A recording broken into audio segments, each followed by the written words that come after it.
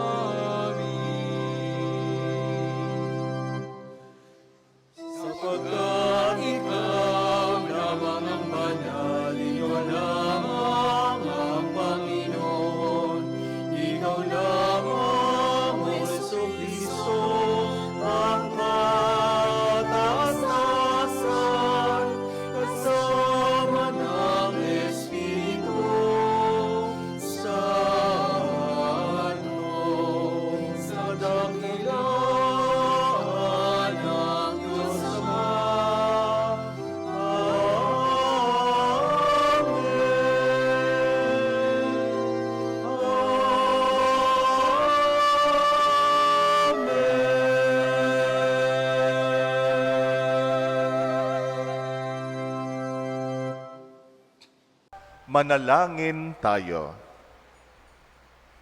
Ama naming makapangyarihan, kasihan mo kami ng iyong pagmamahal upang kaming nakabatid sa pagbabalita ng anghel tungkol sa pagkakatawang tao ng anak mo ay makapakinabang sa kanyang pagpapakasakit at pagkamatay sa krus sa pagsapit namin sa pagkabuhay niya sa langit. Sa pamagitan niya kasama ng Espiritu Santo, magpasawalang hanggan. Amen.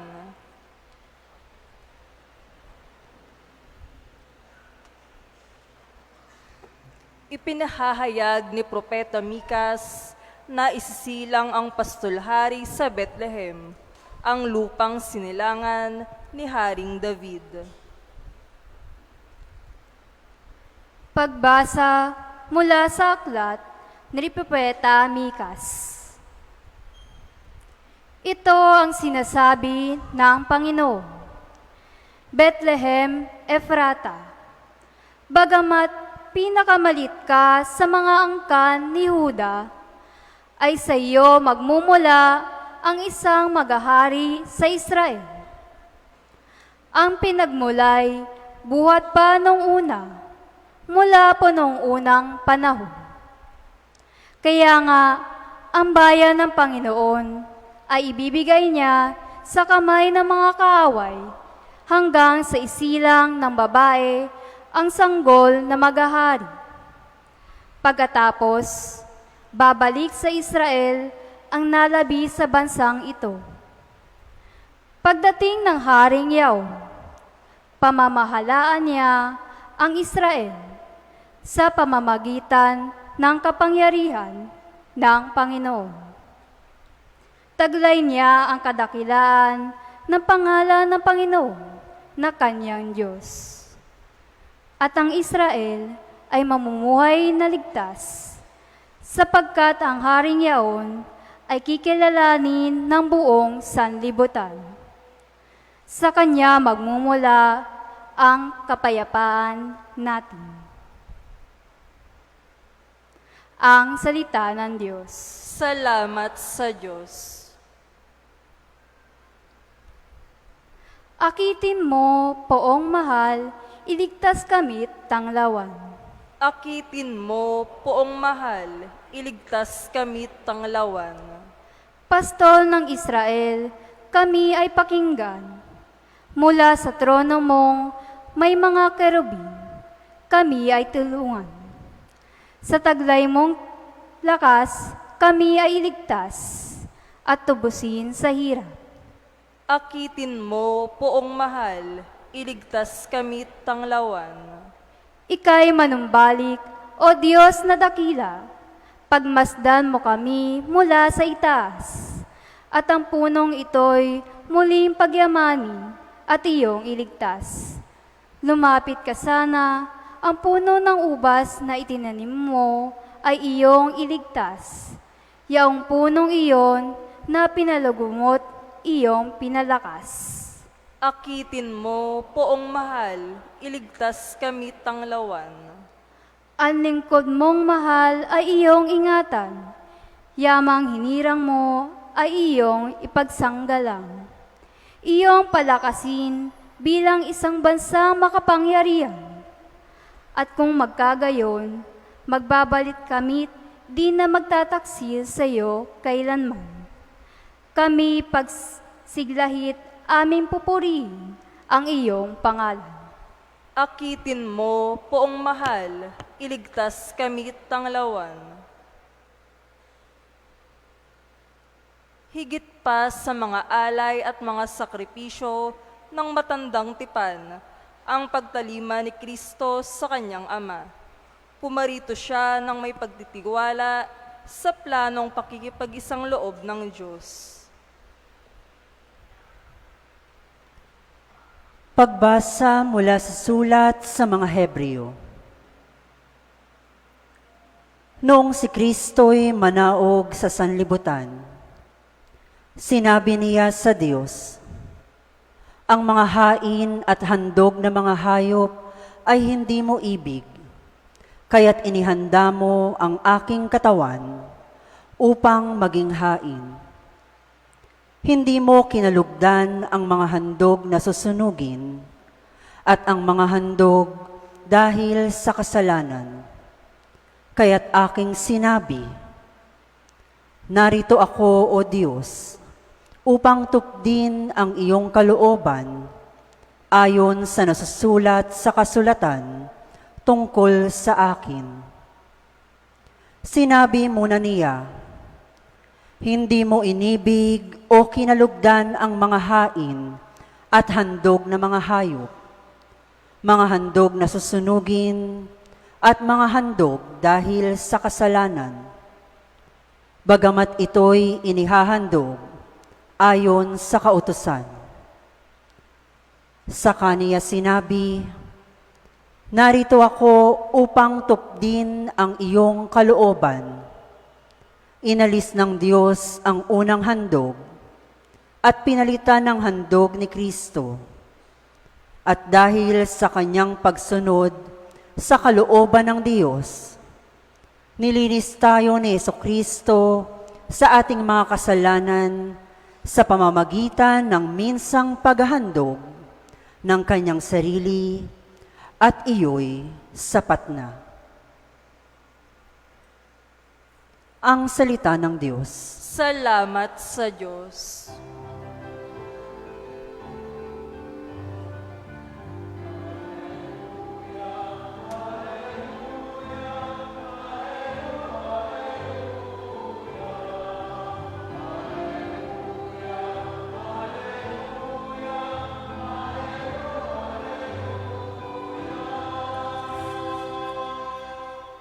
Narito ang lingkod ng Diyos, maganap nawa ng lubos ang salita mong kaloob.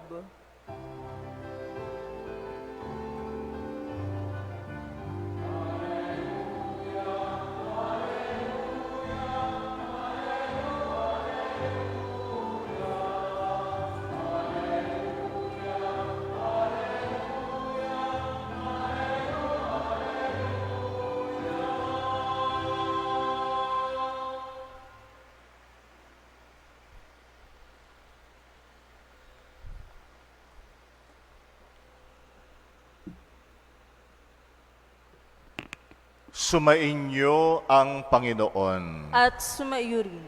Ang mabuting balita ng Panginoon ayon kay San Lucas. Papuri sa iyo, Panginoon.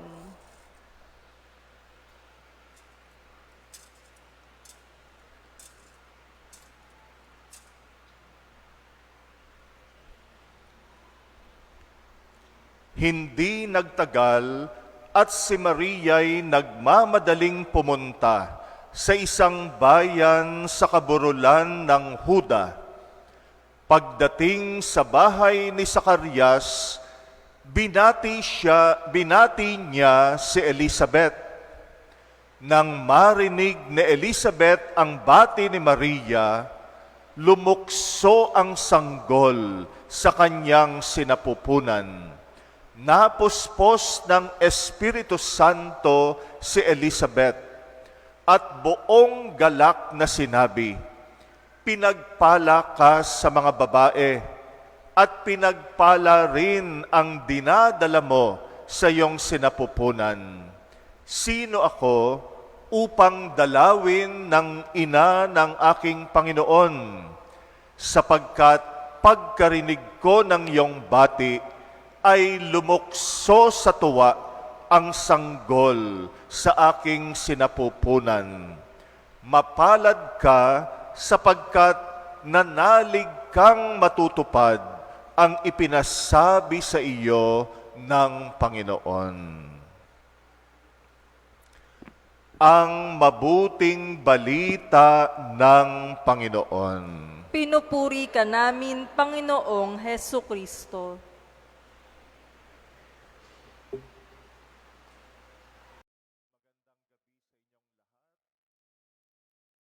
Sumainyo ang Panginoon. Batiin mo rin yung katabi mo, sumaiyo ang Panginoon. Lagi ka bang wala? Lagi ka bang absent? Kung meron mang pinaka malala na puna sa atin, lalo na tayong mga nagmamahal at naglilingkod, yung worst criticism ay yung sabihing lagi tayong wala. Sapagkat ang pagmamahal ay kasing kahulugan ng presensya. Pag tayo ay nagmamahal, dapat nandun ka. You have to be present. Kaya nga kung meron mang worst criticism, pinakapangit na puna sa atin, yung lagi tayong wala. Ang Diyos, hindi ganon. Ang Diyos, kabaligtaran. Lagi siyang present. He is a God of presence. Kung babasahin natin ang Biblia, naglalaman ito ng mga kwento ng presensya ng Diyos. Kung ang Diyos ay pag-ibig, yung pag-ibig niya ay pinapakita niya sa kanyang presensya. Ang Biblia naglalaman din ng mga pangako ng presensya. Kaya yung unang pagbasa natin mula sa aklat ni Propeta Mikas, ito ay propesiya, isang hula na merong darating hari na siyang magiging tanda ng mapagligtas na presensya ng Diyos. Yan ay natupad kay Jesus.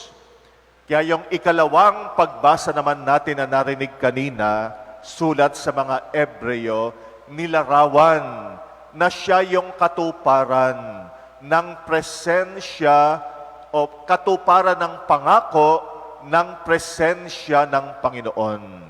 At yung presensya ng Panginoon mapagligtas. Sa ikalawang pagbasa sinasabi na sa paghahandog ni Jesus ng kanyang sarili sa krus bilang hain ay nagdulot ng kapatawaran sa ating mga kasalanan. Yung ebanghelyo natin ngayon, kwento rin ng presence. Siguro nagtataka kayo, Father, bakit naulit yung ebanghelyo ngayon? Kasi yan yung ebanghelyo kahapon. Tama ba ako? Sinong nagsimba sa inyo kahapon? Ayan, ano? Pareho, no? Kaya tungkol sa visitation. Ngayon na naman ay visitation. Anong explanation? Kasi yung weekdays, yung karaniwang araw, meron siyang sariling set of readings. Yung panglinggo, kasi linggo ngayon, ito ay anticipated. Kaya linggo na ngayon. Yung linggo, meron ding sariling set of readings. At pagka sumasapit itong mga araw papalapit ng Pasko, merong reading sa weekdays na magiging kapareho ng reading ng panglinggo. At sa taong ito, yung kwento ng visitation, yung naulit. Naintindihan nyo na? Kaya visitation uli yung ating gospel ngayon. Di baling nauulit yung pagbasa. Kasi yung salita ng Diyos, punong-puno naman ng kahulugan. Kaya nga yung sermon kahapon, bagamat ang gospel ay visitation, iba naman sa sermon ngayon. Pero parehong gospel. At yung gospel ng visitation, anong pinapakita? Yung presensya ng Diyos kay Maria. Matatandaan natin si Maria ay pinagpakitaan ng Anghel Gabriel. At nung siya ay umoo, nagkatawang tao kaagad ang anak ng Diyos sa kanyang sinapupunan. At si Maria, dahil mahal niya si Elizabeth, pinakita niya yung pagmamahal niya sa pamagitan ng pagpunta kay Elizabeth. Maging present. At dala-dala rin ni Maria yung presensya ng Panginoon sa kanyang sinapupunan. Kaya nga si Elizabeth, pati yung sanggol sa kanyang sinapupunan, ay tuwang-tuwa. Yung sanggol lumukso sa tuwa. At ang sabi ni Elizabeth, sino ako para dalawin ng ina ng aking Panginoon? Kaya nga nabanggit na kaagad niya si Jesus na ipapanganak ng Pasko.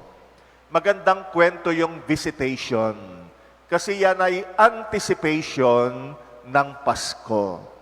Kaya nung visitation pa lang, nadama na nila ang presensya ng Panginoon na nagdulot ng kagalakan.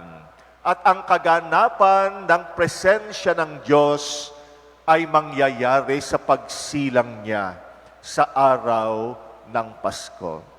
Kaya nga, yung isisilang na sanggol, sabi naman ni Propeta Isaias, ay tatawaging Emmanuel. Ibig sabihin ng pangalang Emmanuel, suma sa atin ang Diyos. Kaya nga, presence na naman. Kaya ang Diyos natin, hindi siya yung Diyos na laging wala. Yan ay kabaligtaran. Ang Diyos laging kapiling natin. Ang pinakamahalagang regalo ng Diyos sa atin ay yung kanyang mapagmahal at mapagligtas na presensya. Kaya balik tayo sa atin. Tayo rin, tayo dapat maging instrumento, tagapaghatid ng presensya. Kaya nga kung meron tayong worst criticism, yung sabihing laging wala. Si Father, laging wala. Nako, ang sakit nun. Sabihin nyo nang masungit kami, di baling masungit, basta nandiyan dyan. Pero siyempre, kailangan bawasan yung kasungitan. Si Father ay mahigpit, di baling mahigpit, basta't nandyan, kesa yung wala. Pero siyempre, kailangan balansehin yung pagiging mahigpit. Kaya nga maraming puna sa pare, okay lang yung ibang puna, wag lang yung sabihin na si Father laging wala. Yan ang worst na puna na pwede naming matanggap. Kasi nga yung presensya, yan ang best expression, the highest expression of love and service. Kaya nga kasing kahulugan nung pagmamahal yung presensya. Huwag tayong mag-I love you ng mag-I love you, tas wala ka naman. Lagi kang absent. Di ba yan din ang reklamo sa asawa o kasintahan? Lagi kang wala. I love you ka ng I love you. Love is best. The best expression of love is presence. Kaya nga ngayong Pasko, kung meron tayong pinakamahalagang regalo, lalo na sa mga mahal natin sa buhay, yung presence natin. Huwag tayong mawawala. Kaya nga, mas importante yon kesa yung regalong mabibili natin sa department store. Huwag lang tayong magpadala ng regalo. Kung mapupuntahan natin, puntahan natin. Katulad ni Maria, kahit nakatira sa Elizabeth, sa kaburulan ng Huda, pinuntahan niya. Yung physical presence, hindi yan matutumbasan. Laging pinakamahalagang tanda ng presensya, yung physically present ka. Kaya nga kung wala rin lang mabigat na dahilan na hindi ka maging physically present, try your best. Let us try our best to be physically present. Mahalaga yung nandyan ka, nayayakap ka, nahahalikan ka ng mahal mo sa buhay. Lalo na yung mga magulang na matatanda na ang mga anak may kanya-kanya ng pamilya. At ang dahilan kaya hindi dumadalaw, kasi meron din kaming celebration ng aking pamilya. Oo, magkaroon kayo ng celebration ng pamilya ninyo, pero see to it na madalaw. Lalo na kung malapit lang din naman. Minsan, nandyan lang naman sa kabilang syudad. Iba pa rin yung you are physically present. Kaya yan ang number one na irregalo natin sa mga mahal natin sa buhay. Kaming mga pare, guilty sa mga pamilya namin tungkol sa physical presence. Lalo na pag Pasko. Kasi madalas wala kami pag Pasko. Paano? Nagmimisa kami. Kaya kami mga pare, ang aming Christmas with the family, December 26. Ang New Year namin, January 2. So pagkatapos ng mga celebration ng parokya, doon naman kami umuuwi sa mga mahal namin sa buhay. Pero yung physical presence, let us not take it for granted.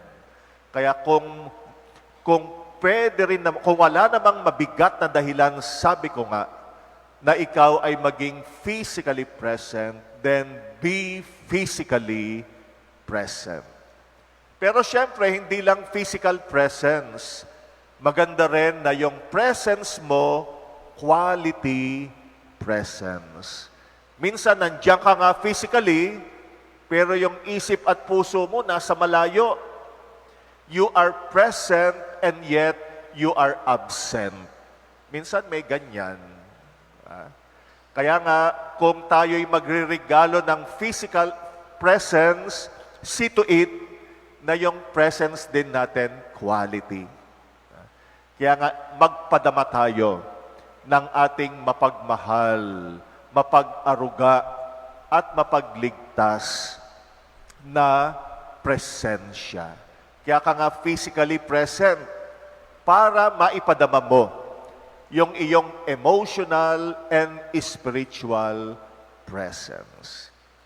Kung nagkataon na talagang hindi tayo pwedeng maging physically present, at yan ay totoo sa marami sa atin, malayo yung mga mahal natin sa buhay, then let us find ways, maghanap tayo ng mga pamamaraan na maipahatid pa rin natin yung ating mapagmahal na presensya sa pamagitan ng ibang mga pansamantalang pamamaraan, katulad ng technology. Magpasalamat tayo ay advanced na ang ating technology. Mga mahal natin sa buhay, sa ibang bayan, nakakausap natin.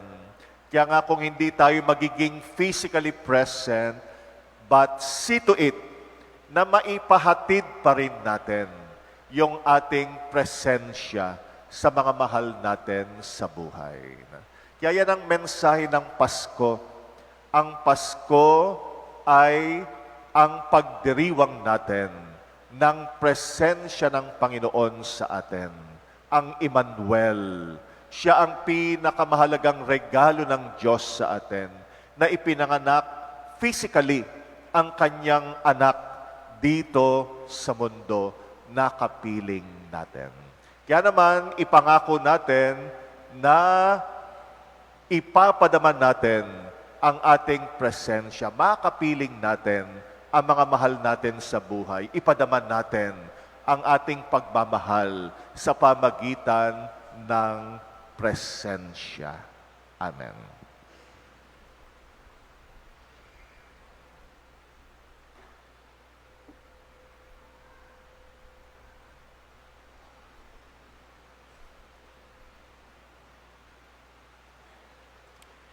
Ipahayag natin sama-sama ang ating pananampalataya.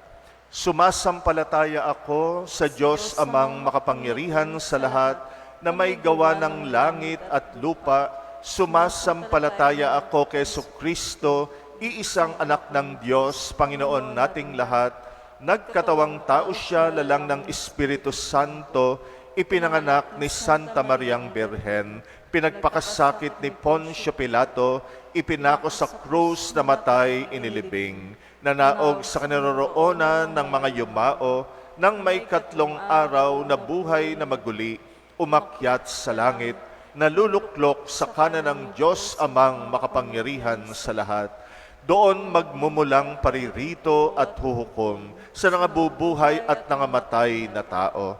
Sumasampalatay naman ako sa Diyos Espiritu Santo, sa banal na simbahang katolika, sa kasamahan ng mga banal, sa kapatawaran ng mga kasalanan, sa pagkabuhay na muli ng nangamatay na tao, at sa buhay na walang hanggan.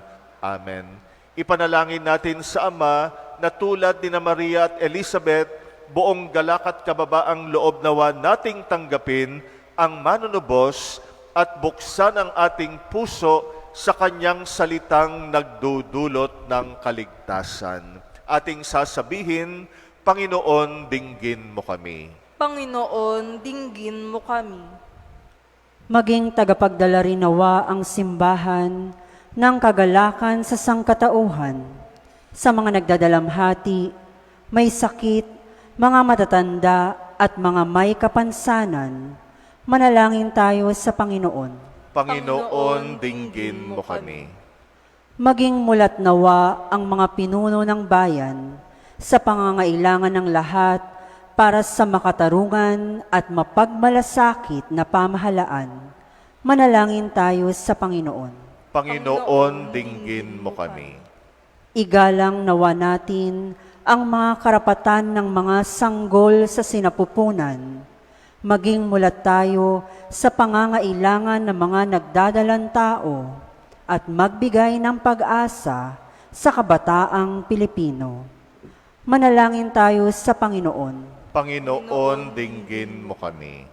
Magkaisa nawa ang mga pamilya at magkakaibigan at kalingain ang isa't isa at maging bukas sila sa pag-unawa at pagpapatawad. Manalangin tayo sa Panginoon. Panginoon, dinggin mo kami. Patuloyin nawa ng Panginoon ang lahat ng mga pumanaw sa kaluwalhatian ng kalangitan. Manalangin tayo sa Panginoon. Panginoon, dinggin mo kami. Tahimik nating idalangin ang mga personal nating kahilingan. Muli nating alalahanin ang mga kapatid nating ipinagdarasal, lalo ang mga may sakit at mga may pagsubok sa buhay. Ipagdasal natin ang mga kapatid nating nakikiisa sa misa natin ngayon sa pamagitan ng online mass. Mga kapatid nating may sakit at nakatatanda sa kanilang mga tahanan.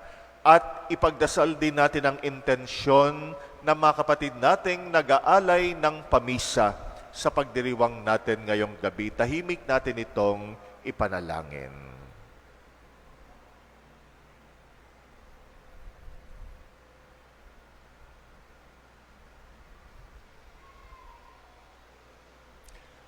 Panginoon, patuloy mong ipadama sa amin ang iyong mapagmahal at mapagligtas na presensya. Gayon din naman, gamitin mo kami upang maihatid namin ang iyong pag-ibig at presensya sa mga taong nangungulila ng kalinga at pagmamahal. Ikaw na aming Panginoon, magpasawalang hanggan. Amen.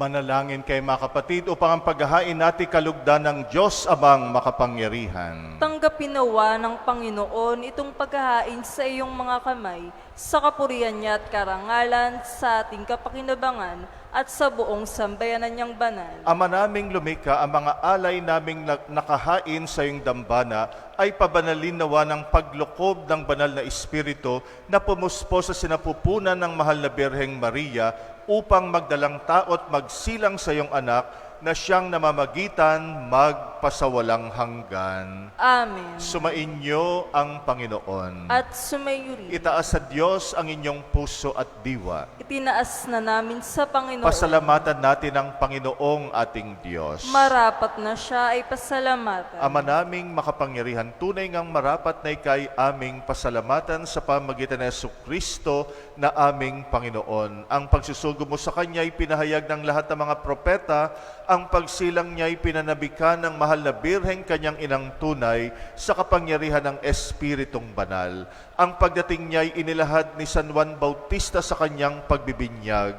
Ngayong pinaghahandaan namin ang maligayang araw ng kanyang pagsilang, kami nananabik at nananalangin lubos na makaharap sa kanyang kadakilaan.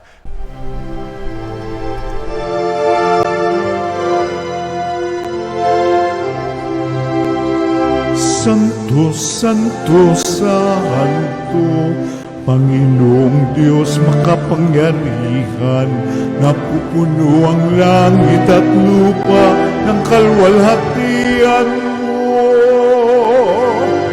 Hosana sa kahit palang naparirito sa ngalan ng Panginoon. Hosana sa kaitaasan.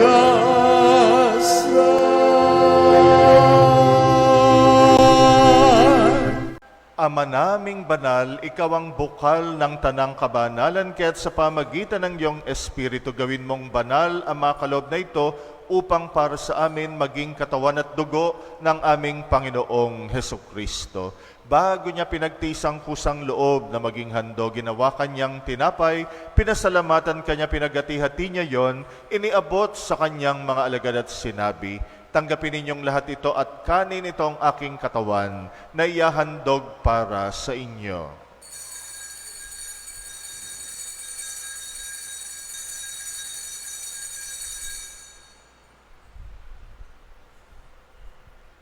Gayun din naman nung matapos ang hapunan, hinawakan niyang kalis, muli kanyang pinasalamatan, iniabot niyang kalis sa kanyang mga alagad at sinabi, tanggapin ninyong lahat ito at inumin. Ito ang kalis ng aking dugo, ng bagot walang hanggang tipan, ang aking dugo na ibubuhos para sa inyo at para sa lahat.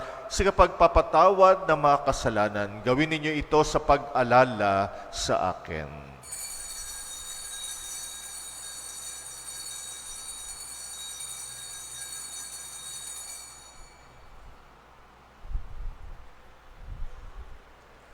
Ang misteryo ng pananampalataya.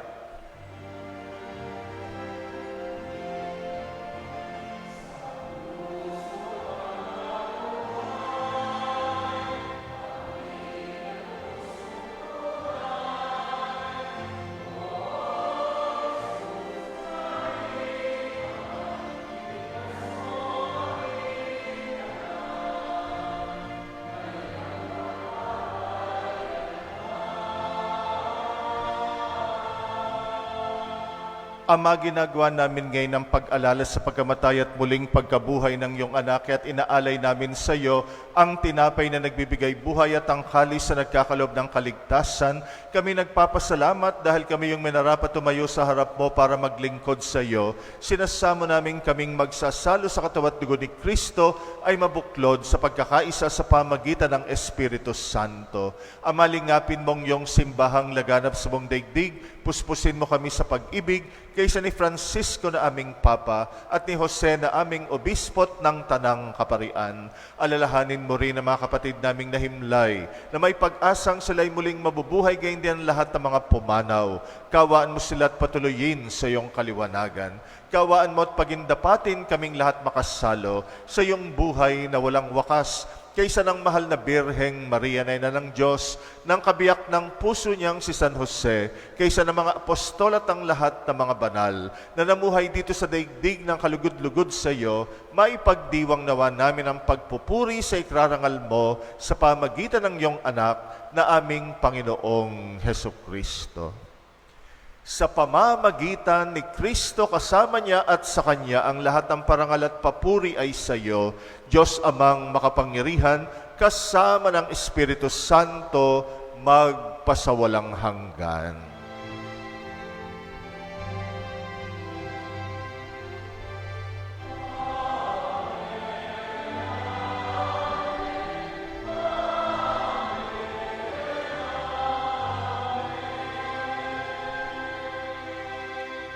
Sa tagubili ng mga nakagagaling na utos sa turo ni Jesus na Panginoon natin at Diyos, ipahayag natin ng lakas loob.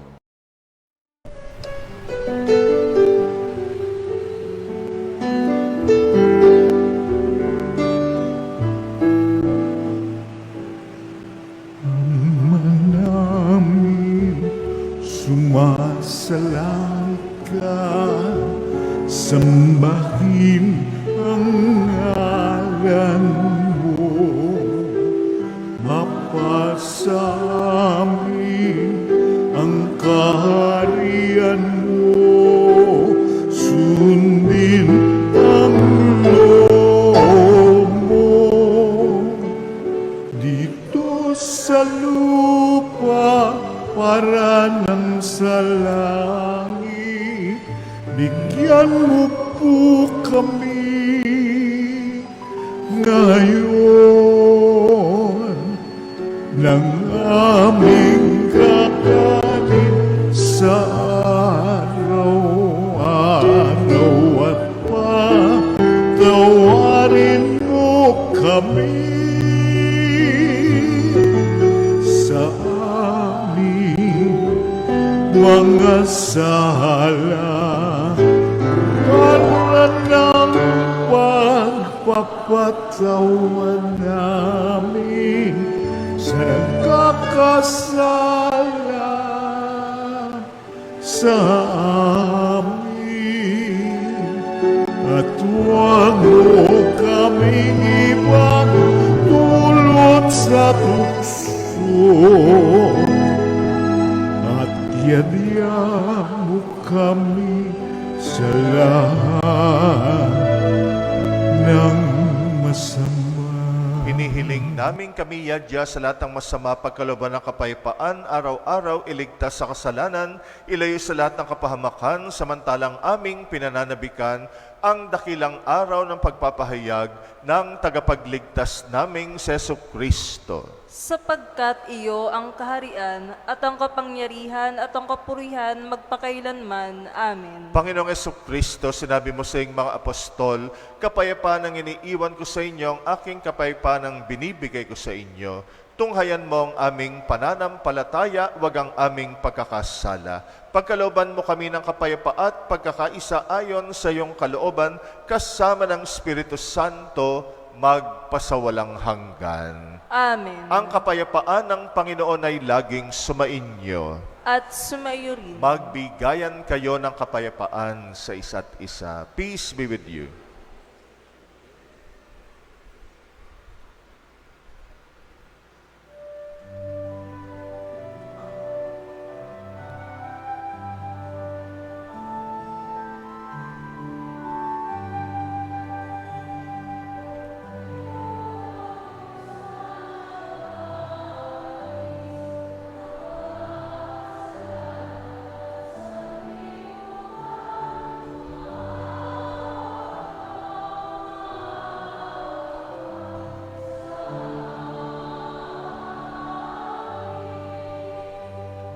Kordero ng Diyos na nag-aalis ng mga kasalanan, sanlibutan, maawa ka sa amin. Kordero ng Diyos na nag-aalis ng mga kasalanan ng sanlibutan, ipagkaloob mo sa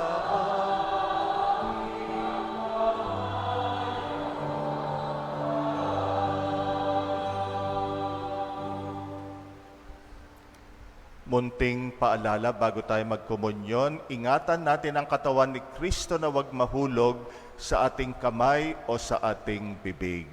Yung mga bata ay sa bibig magkukomunyon.